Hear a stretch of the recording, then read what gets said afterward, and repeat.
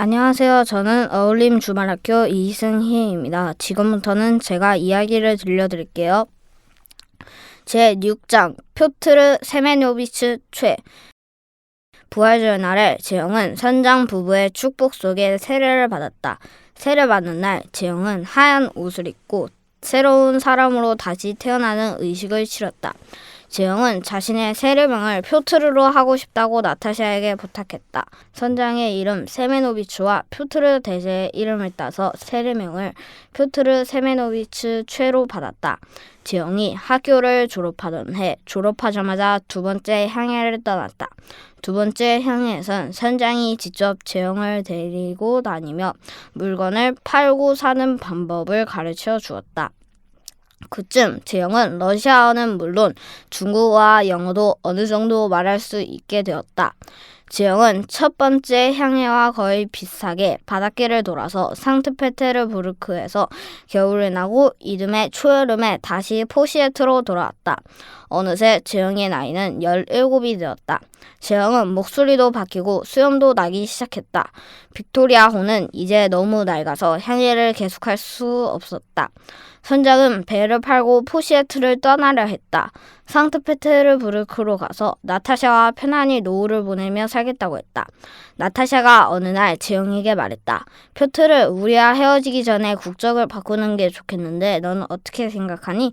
우리는 너를 친아들로 생각하단다. 그동안 너와 함께 살면서 참 행복했어. 나타샤의 목소리에 물기가 배어 있었다. 세상에 이처럼 고마운 인연이 또 있을까? 재영은 세계를 돌아보면서 러시아에서 사는 한 조선 사람보다는 러시아 국적으로 사는 것이 자신의 꿈을 펼치는데 훨씬 유리할 것이라고 생각했다. 재영은 나타샤에게 고개를 끄덕였다. 나타샤, 그렇게 할게요. 세메노비치라는 이름으로 세례를 받았으니 국적으로도 완전한 선장님의 아들이 되겠습니다. 재영은 6년 동안 친자식처럼 보살펴준 선장 부부와 헤어지기 싫었지만 어쩔 수 없었다.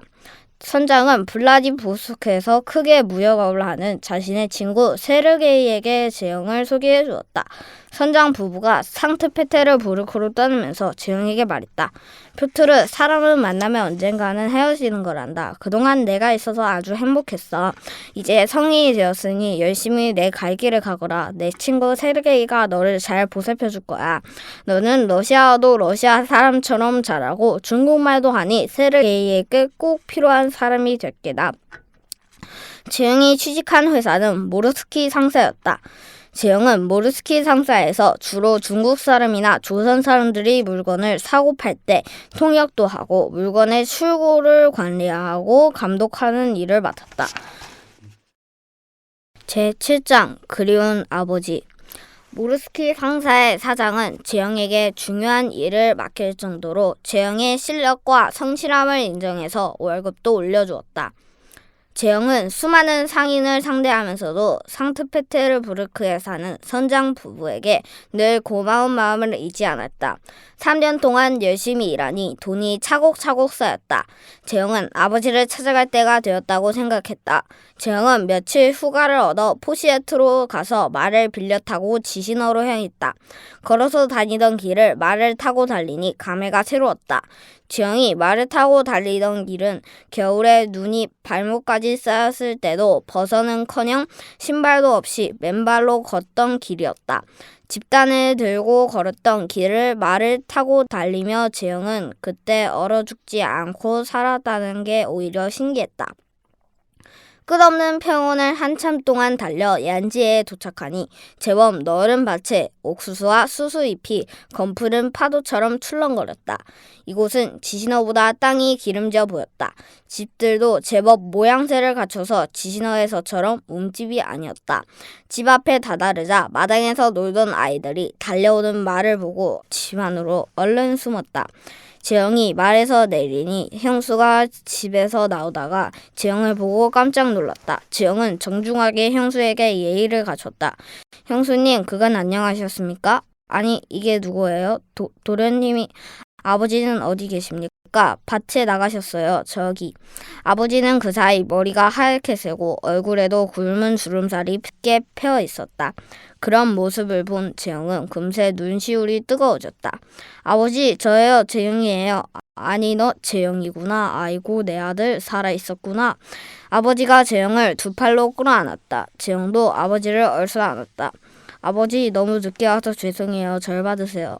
재영은 땅에 넙죽 엎드려 절을 했다. 아버지가 재영을 일으켜 세웠다.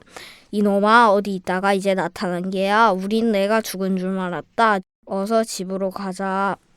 내 할아버지가 너 때문에 눈을 못 감고 돌아가셨다. 그날 밤 아버지와 형 내외는 재영의 이야기를 듣느라 밤을 꼬박 새웠다. 이튿날이 되자 이웃에 사는 마을 사람들이 재영을 보러 찾아왔다.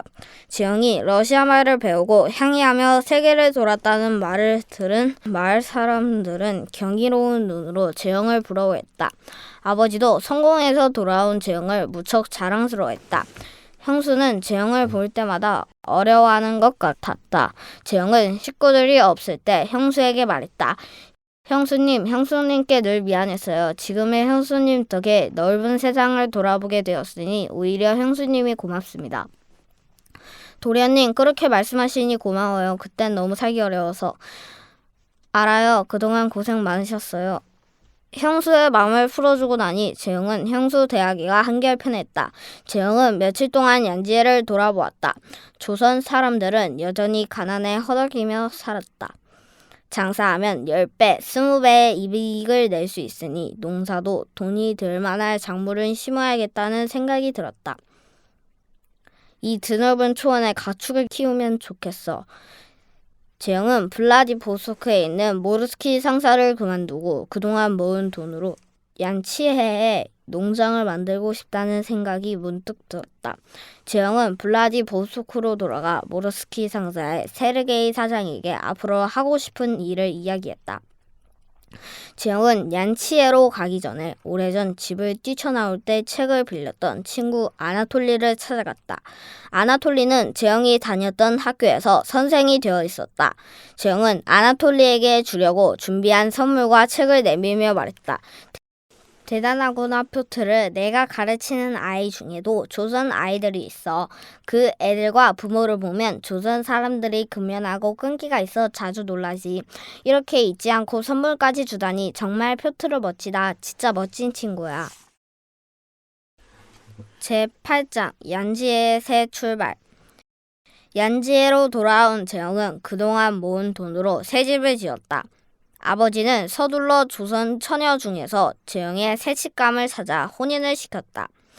그쯤 얀지에 있는 러시아 병행에서 재영을 찾아왔다.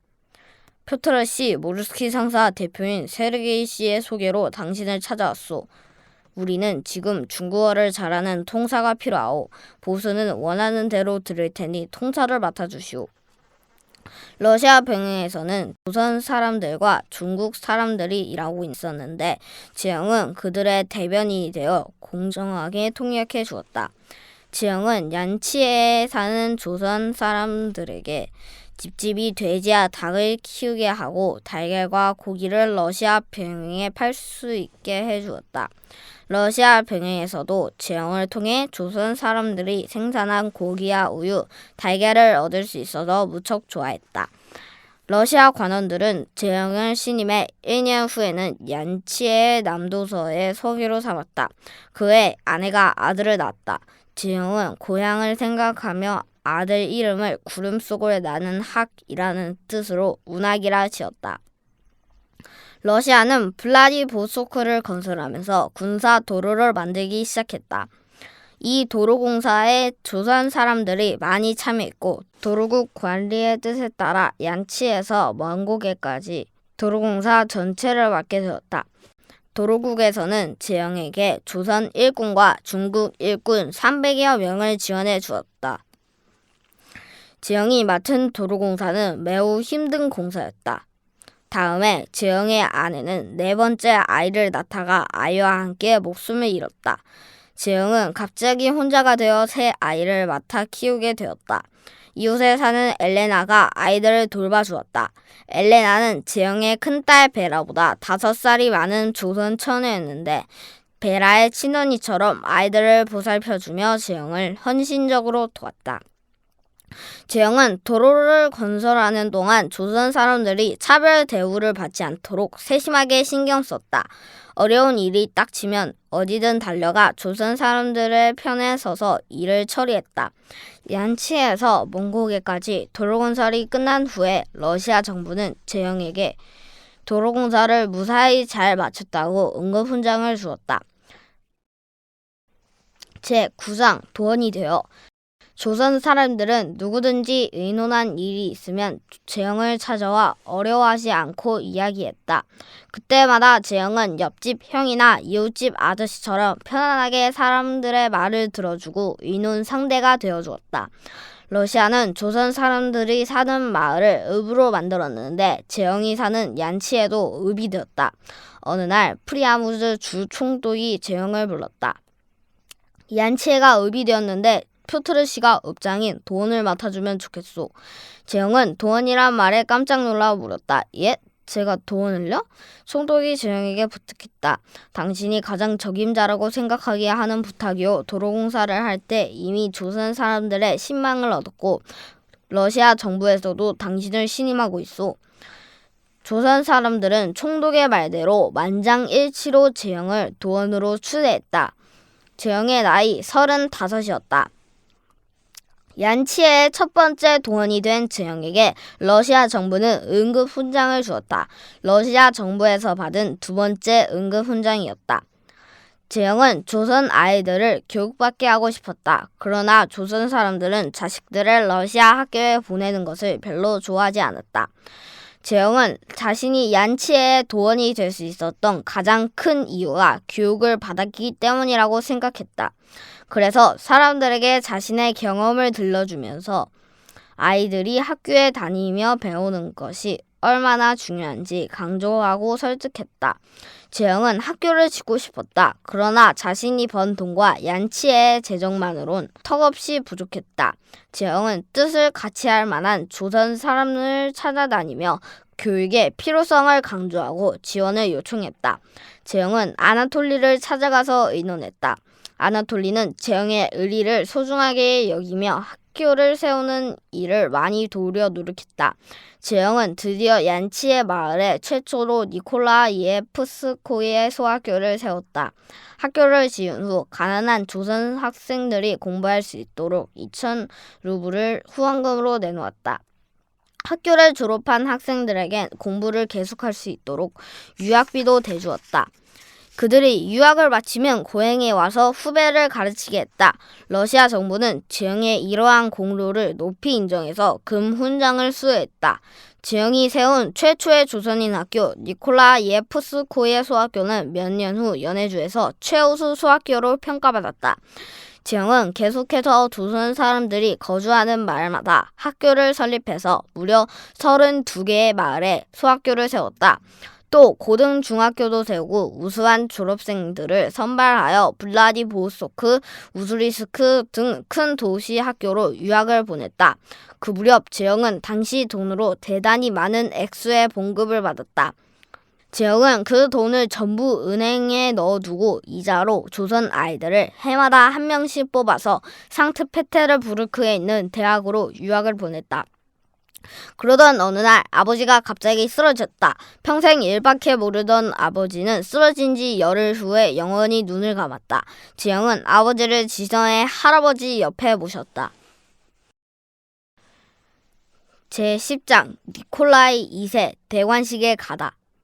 재영은 연해주에 사는 10만여 명의 조선 사람을 대표하여 니콜라이 2세의 대관식에 초청을 받았다. 그 일은 연해주 일대에 사는 조선 사람 모두의 기쁨이자 영광이었다. 재영은 수행원 둘과 함께 블라디보스토크에서 시베리아 횡단 열차를 타고 상트페테르부르크로 향했다. 대관식이 거행되는 날 재영은 니콜라이 2세가 내린 예복을 입고 크렘린 궁으로 들어갔다. 새 황제의 대관식을 보기 위해 유럽 여러 나라 대공들과 귀족들도 아름다운 예복을 갖춰 입고 정해진 자리에 앉아 있었다. 세계 여러 나라에서도 니콜라이 2세의 대관식을 축하하기 위해 많은 사절단이 와 있었다. 대주교는 화려한 보석이 박힌 커다란 왕관을 엄숙하게 니콜라이 2세에게 내렸다. 니콜라이 2세는 왕비인 알렉산드러와 붉은 계단에 서서 주교에게 인사를 3번 하고 새 황제가 되었음을 선포했다. 재영은 조선에서 온 사절단을 찾아보았으나 아무리 찾아도 사원 안에는 조선 사람이 보이지 않았다. 잠시 후 수행원이 재영의 귀에 대고 말했다. 조선에서 온 사람들은 갓을 벗지 않아 사원에 들어올 수 없었답니다. 러시아 정교회는 사원에 들어갈 때 남자는 무조건 모자를 벗어야 하고 여자는 머리를 가려야 했다. 조선에서 온 사람들은 갓을 썼으니 결국 사원 안에 들어올 수 없었다. 재영은 첫날 행사를 마친 후 조선에서 온 사절단이 묵고 있는 숙소로 찾아갔다. 사절단은 민영환과 윤치호 수행원을 합해 모두 6명이었다. 재영은 민영환 대감에게서 그간 조선에 있었던 일들을 아주 상세히 들을 수 있었다. 바로 한 해 전인 을미년에 조선의 왕비가 일본인의 손에 시해를 당했고 고종 임금이 러시아 공관에 피신해 있다는 사실도 들었다. 재영은 조선의 정황을 듣고 놀라움을 감출 수 없었다. 민영환 대감은 러시아에 사는 조선 사람 중에서 러시아 말을 잘하는 사람들을 조선으로 불러들여서 러시아와 조선이 친밀하게 지낼 수 있도록 적극적으로 도와야 한다고 강조했다. 재영은 조선이 일본의 소나기에 휘둘린다는 사실을 처음 알게 되었다. 재영은 설레는 마음으로 대관식에 참석했지만 조선의 암울한 현실과 러시아 백성의 참담한 생활을 보고 마음이 착잡했다. 재영은 모든 행사를 마치고 선장 부부가 사는 상트페테르부르크로 갔다. 선장과 나타샤는 재영을 보자마자 친아들을 만난 것처럼 기뻐했다. 나타샤가 재영의 손을 잡고 말했다. 오 표트르, 내가 온다는 말을 듣고 얼마나 기다렸는지 모른단다. 표트르, 내가 정말 자랑스럽다. 황제의 대관식에 초청받다니 역시 너는 큰 사람이 될 줄 알았어. 나타샤는 너무 감격해서 눈물을 글썽였다. 나타샤는 많이 늙어 보였다. 재영은 늙은 나타샤를 보자 기쁘면서도 가슴 한쪽이 시렸다. 재영은 나타샤의 집에서 하루를 보냈다. 재영이 상트페테르부르크를 떠나는 날 선장 부부는 재영에게 당부하듯 말했다. 표트르는 앞으로 러시아의 동방을 잘 이끄는 일꾼이 되어다오. 언젠간 표트르 대제를 달고 싶다고 했지. 그 꿈을 꼭 이루기 바란다. 우리는 이제 늙어서 언제 다시 볼 수 있을지 모르겠구나. 재영은 블라디보스토크로 돌아오는 동안 끝없이 이어지는 자작나무 숲을 보면서 지나온 세월을 돌이켜보았다. 재영은 어머니가 묻혀있는 조선의 암울한 상황에 가슴이 아팠다. 재영에게 조선은 자신의 영혼과 같았다. 조국은 보이지 않는 뿌리였다.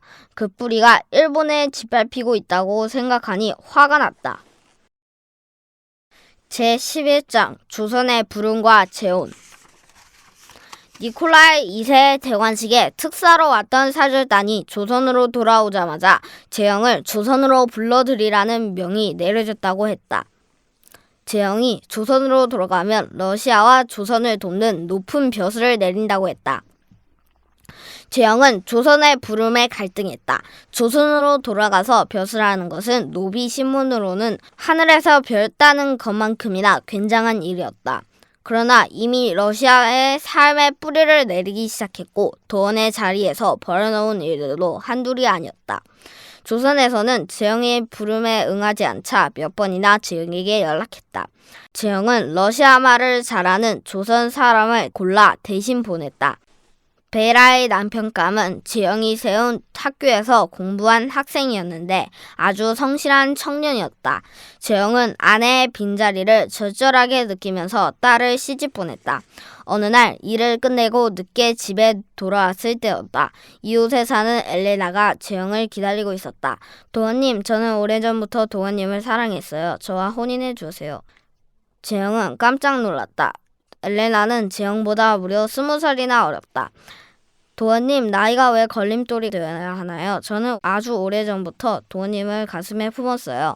제 마음을 베라도 알고 제 부모님도 알아요. 베라도 제가 도원님을 보살펴 드리기를 원해요. 재영은 조선 사람들의 축복 속에 혼례를 치르고 엘레나를 아내로 맞아들였다.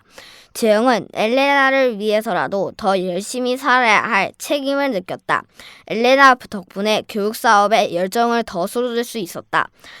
조선인 마을에 학교가 하나씩 늘어 날 때마다 재영은 진정한 부자가 된 것처럼 기뻤다. 재영은 몇 년 전 아버지가 눈을 감으며 남긴 마지막 말들이 떠올랐다. 재영아, 난 내 어머니 곁에 묻히고 싶은데 이제 고향 땅에 다시 가긴 틀렸구나. 내 어머니를 혼자 남기고 경흥 땅을 떠나온 게 늘 가슴 아팠다. 아버지는 노비 신분을 벗어나서 후회가 없는 줄 알았는데 끝내 어머니를 그리워하고 아쉬워하면서 눈을 감았다. 재영은 아버지가 어머니를 잊지 말라고 한 뜻을 조선의 피가 흐르는 한인으로 살라는 말로 받아들였다. 아내 엘레나는 2살 터울로 어느새 아이를 셋이나 낳았다. 재영은 딸의 이름을 류보비 페트로브나로 짓고 아들은 큰아들의 이름처럼 역시 학이라는 이름자를 써서 성학이라 지었다. 그 뒤를 이어 소피아가 태어났다. 한인들은 살림이 늘고 살기가 좋아지니 재영이 잘 이끌어주어서 잘 살게 되었다고 늘 고마워했다. 그러면서 재영을 최페치카라고 불렀다. 페치카는 러시아 말로 난로였다. 재영은 한인들이 불러주는 페치카란 애칭을 고맙게 받아들이며 한인들의 난로가 되는 삶을 살려고 노력했다. 재영은 군납 회사를 설립했다. 중국에서 의화단 사건이 일어나자 러시아는 20여만 명이나 되는 군대를 만주로 보냈다.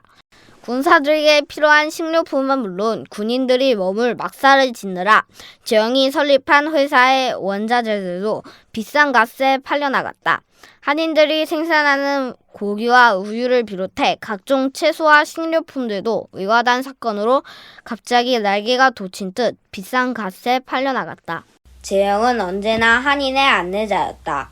한인들은 재영의 집 문턱을 쉽게 드나들었다. 재영은 한인들에게 더 많은 일자리를 만들어주려고 러시아의 큰 회사들을 한인 마을에 유치하느라 눈코 뜰 새 없이 바빴다.